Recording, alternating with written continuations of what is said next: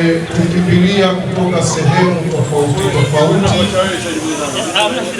tuwashukuru, kisha tuwape wazee watuombee dua. Kwa hiyo karibu Bwana Mohamed Sharif kwa ajili ya shukrani. Assalamu alaykum wa rahmatullahi wa barakatuh.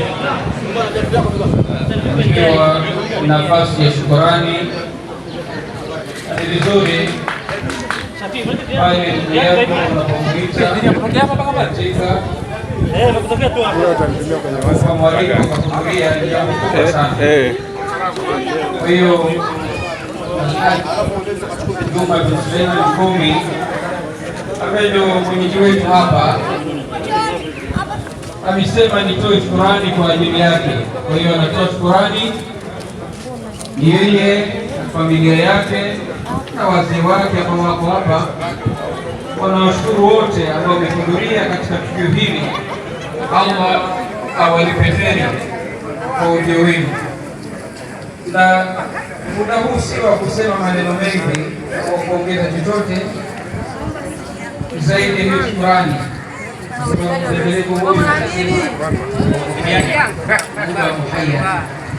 Kwa hiyo pale ambapo pana mapungufu katika mapokezi, katika mazingira ambayo imekuja, kikubwa ni kumsamehe, na hilo sio kwa makusudio yake. Lengo lake ni kupatia, lengo lake ni kuhakikisha kila ambaye amehudhuria anakuja salama, anaondoka salama, anapata furaha akiwa katika kiwanja hiki. Wabillahi tawfiq. Assalamu alaykum wa rahmatullahi wa barakatuh. Wa alaykum assalam wa rahmatullahi wa barakatuh. Sasa dua ya mwisho, jamani, kila mtu atie nia zake, kila mtu atie nia zake, kila mwenye jambo lake atie nia zake, lakini tuwaombee sahali hawa wanandoa wako.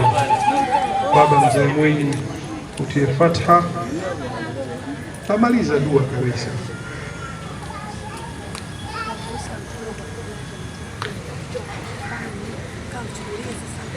Haya baba, una neno? ولما تم من حمله شهران على مشهور الأقوال المروية توفي بالمدينة المنورة أبوه عبد الله، وكان قد اجتاز بأخوانه بني عدي من الطائفة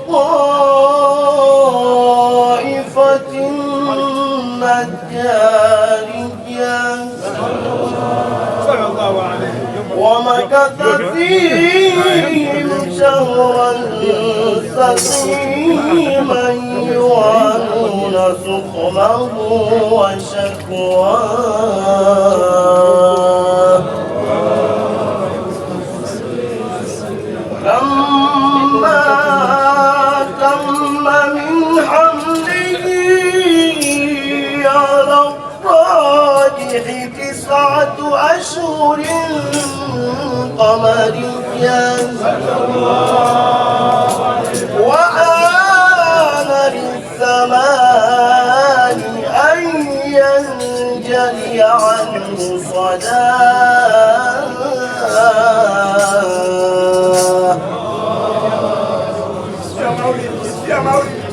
حضر أمه ليلة مولده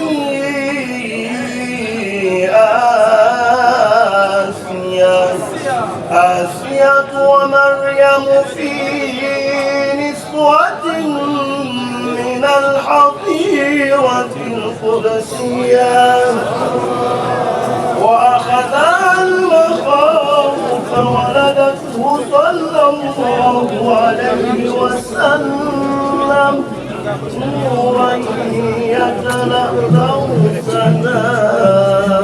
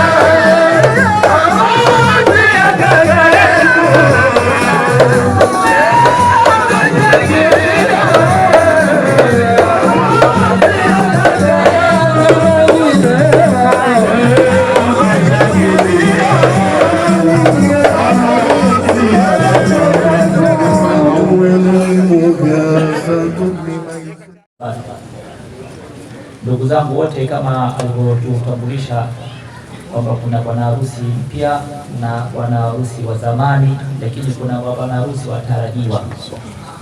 Wote hapa tupo.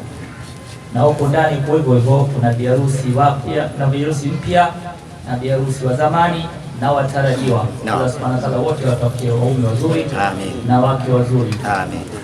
Ndugu zangu, leo ni siku ya furaha, siku ambayo koo mbili zimekuwa pamoja, zimeungana kwa hii ndoa iliyokuwa imepita. Lakini jambo kubwa hapa ambalo limefanyika ni kwamba baba wa biharusi leo ametoa majukumu yake kwa yule binti alikuwa akimlea, amemkabidhi bwana harusi. Siku ya leo sisi tunasemaga kwamba bwana harusi anafurahi sana leo kwamba anapata mke, lakini baada ya leo siku zinazofuata zote yeye analia, mke anacheka, wote tunajua.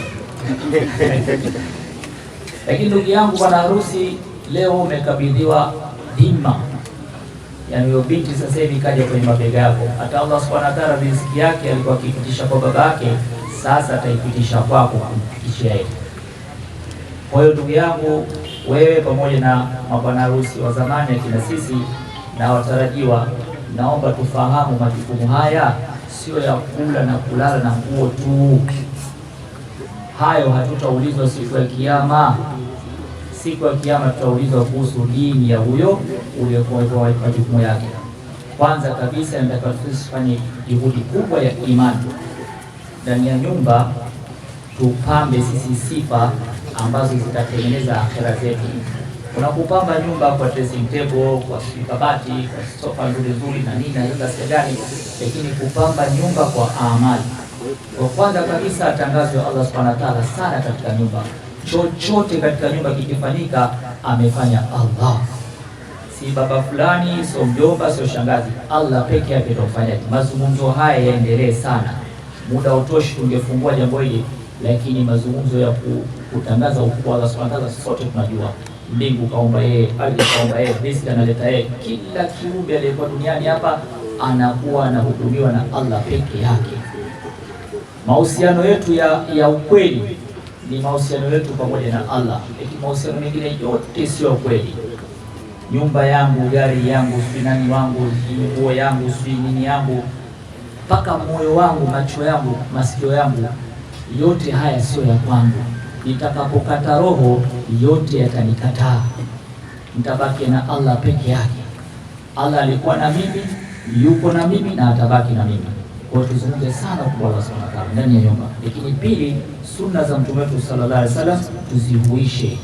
Sunna moja ukihuisha katika zama hizi, mafumu ya hadithi nasema utapata ujira wa mashahidi 100.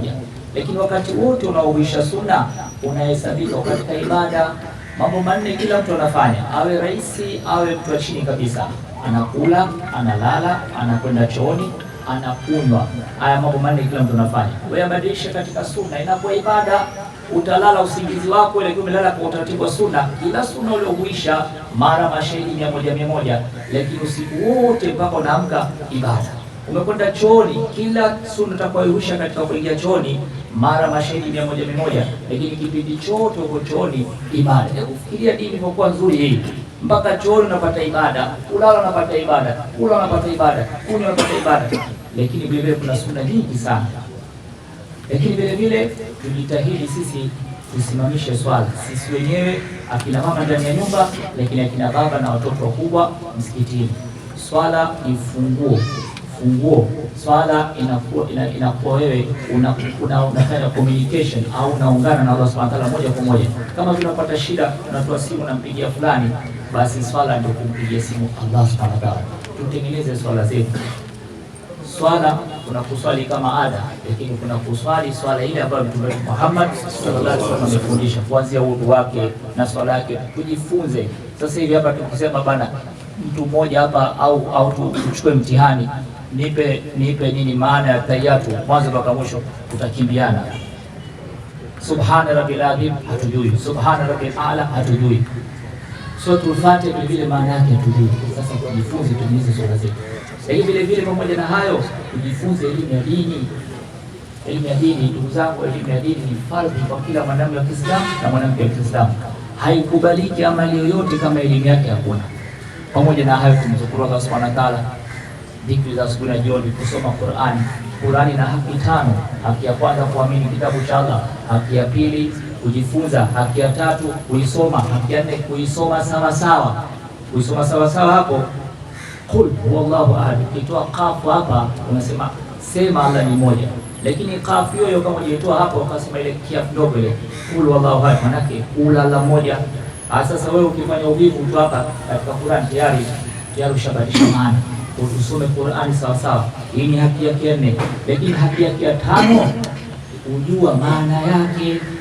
Sisi tunatangaza, sisi tunampenda sana Allah Subhanahu wa Ta'ala, lakini wewe mpenzi wako akikuandikia barua si lazima ukatafute tafsiri. Wapi umeona mtu anakaa na barua hivi hivi tu anajifunza kuisoma lakini hajui tafsiri yake? Hapana. Kwa hiyo tusome Qur'ani kwa tafsiri yake, lakini vile vile tujitahidi sana sisi tupendane, tukirimiane ndani ya nyumba. Yale mambo ambayo bwana harusi utakuta mke kidogo, kwa sababu mna tabia tofauti, tabia zake na tabia zako.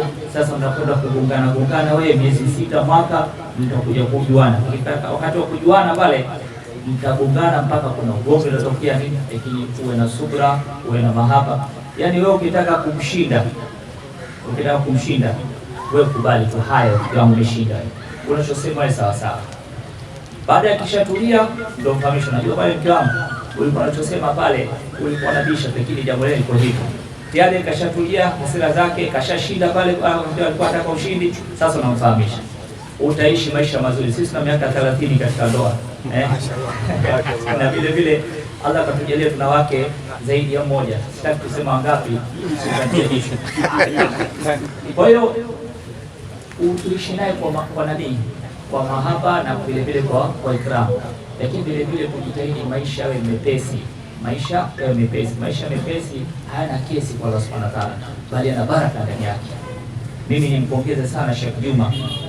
Mimi nilipopata mwaliko huu wa harusi nilikuwa nikifikiri kwamba nitakutana mavieti tu hapa yamejazana na watu wakubwa wote ndio wametawala, lakini hapana, kaifanya maisha mepesi, kaifanya ndoa nyepesi. Alafu kawaita watani wake hapo wanataniana. Nafurahi sana nikisikia hivyo. Na nipata kama nilikuwa nahisi mimi ningekuwa katika upande mmoja. Lakini sasa sipo. Lakini singekuwa upande wa nani? Mtani mule mimi katika upande wa nani? Hao watakaoleta dao zaidi ndio upande wao. Kwa hiyo haya tujifunze sisi vijana ambao tumekuja katika ndoa, lakini vile vile bwana harusi na bi harusi, maisha haya Sheikh Juma ndio yachukue nafasi yake aliyokuwa nayo. Hakutaka kuonyesha nafasi yake, bali akajishusha na yuko pamoja na sisi, anajimwaga na sisi. Hili jambo kubwa sana anatufundisha. Kwa hiyo maisha mepesi katika nyumba inatia baraka, lakini sijui kaweka maisha mazito, kila kitu unataka wewe. Sisi watu wa Tablighi tunakwenda kufanya ziara katika nyumba mtu, salamu alaykum, ajamka alfajiri, namwamsha, nataka tueleze. Sasa unaingia chumbani kwake, hapa pana sofa, hapa pana kitanda, hapa pana siteu, amrake toki kitendo na watu kujigonga huko. Chumba kidogo kajaza vitu vyote, anataka kuonyesha na yeye anavyo. Sasa ile vitabu shida, unaacha kufanya dhikri, unaacha kusoma Qur'an, na hata kuangaika na furniture, alafu furniture zenyewe zinakutia sana. Kwa hiyo maisha yawe mepesi, kile kinachotosha alhamdulillah. Lakini vile vile Allah akikujalia watoto, basi watoto vile vile mwakuze katika maisha ya Kiislamu. Mtume wetu sallallahu alaihi wasallam amesema kullu mauludin yuladu ala fitra fa abahu yuhawidanihi au yunasirani au yumajisani, au kama qala sallallahu alaihi wasallam. Kwa baba harusi wa zamani, sisi na watoto hawa tuwakuze katika Uislamu, ama sio mtoto wako atakuwa kama Yahudi, Nasara au Majusi, wewe ndio umemkuza hivyo. Tujitahidi, lakini vile vile tujitahidi haya yote haya imani, sunna, vile vile swala, elimu na dhikri, ikramu na maisha mepesi haya na kufanya pamoja na ikhlasi, tunataka yahangaikiwe. Sisi kama Dawa na Tablighi, ofisi ya Mufti na Sheikh Mkuu wa Tanzania, tunapokea wageni wengi sana kutoka nchi mbalimbali. Hivi sasa hivi tayari ina taarifa ya kuwapokea wageni kutoka Oman. Wanakuja kundi ya kina mama na kina baba. Sasa kundi hiyo Sheikh Juma inafaa sana ije kwapa. Akina mama atakaa nyumbani hapa, akina baba atakuwa msikitini pale. Hapa dawa itafanyika na vile vile dawa itafanyika. Heri zote zitakazopatikana kwa kundi ile, Allah atatia baraka katika nyumba yako, lakini yote kwa sababu ya wanawake wote wameenelewa kupata elimu ya dini na fahamu ya dini. lakini vile vile itakuwa sababu ya chatu. Wewe vile vile sasa utakuwa sababu na wenzio wenye nafasi kama wewe wakapokea wageni kama hawa. Kwa hiyo tuwapokee hawa wageni katika majumba yetu ambao wanakuja kufungua nyumba zetu, kuzitengeneza nyumba zenye sifa zile ambazo Allah anataka kwa utaratibu wa Mtume Muhammad sallallahu alaihi wasallam. Allah subhanahu wa ta'ala awafikishe baraka nyingi katika ndoa hii, awape kizazi chema, kizazi ambacho kitafanya juhudi, wao wafanya kazi wa kazi ya Mtume Muhammad sallallahu alaihi wasallam. Subhanallah bihamdi, subhana rabbika hamdika, nashhadu an la ilaha illa anta nastaghfiruka wa atubu ilaik. Subhana rabbika rabbil izzati amma yasifun wa salamun alal mursalin walhamdulillah.